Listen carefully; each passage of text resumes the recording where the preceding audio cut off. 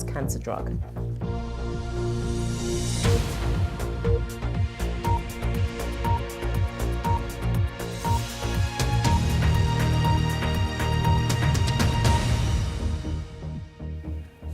Coming up in World Business Report, the UK gets a new regulatory system for its banks, but will it have more teeth than the one it's replacing?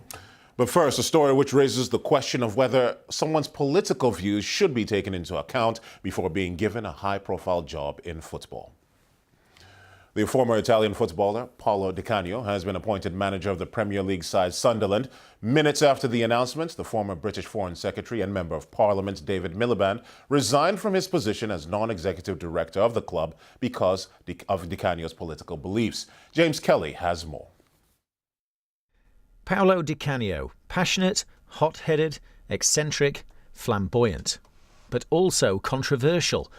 His notoriety mushroomed after he was caught on camera in 2005, giving a raised arm salute to a group of supporters of the Italian club Lazio, where he was playing.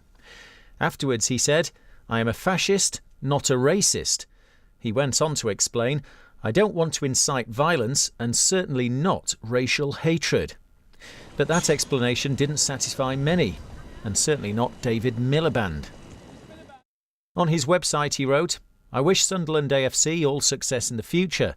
It's a great institution that does a huge amount for the North East, and I wish the team very well over the next vital 7 games. However, in the light of the new manager's past political statements, I think it right to step down." Mr Miliband is leaving British politics to head up the New York-based charity the International Rescue Committee. The demands of a humanitarian organisation working in more than 40 countries will be high, but a source close to the former Foreign Secretary said it was Di Canio's appointment that prompted him to quit the Sunderland board.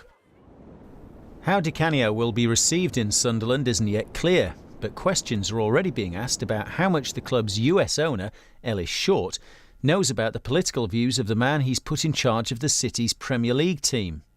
From an American sport perspective, managers, coaches, head coaches, they have to be apolitical.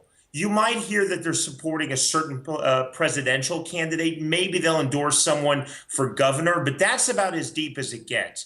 When it comes to actually fully aligning themselves with causes, with political parties, that's really seen as something that you shouldn't do. Paolo Di Canio has a tattoo in tribute to the wartime fascist leader Benito Mussolini. Football managers may need a dictatorial streak, but his apparent admiration for a tyrant will mean that, like David Miliband, some fans won't be celebrating his appointment. James Kelly, BBC News. A short time ago, I asked our correspondent Stuart Flinders why David Miliband was so quick to resign.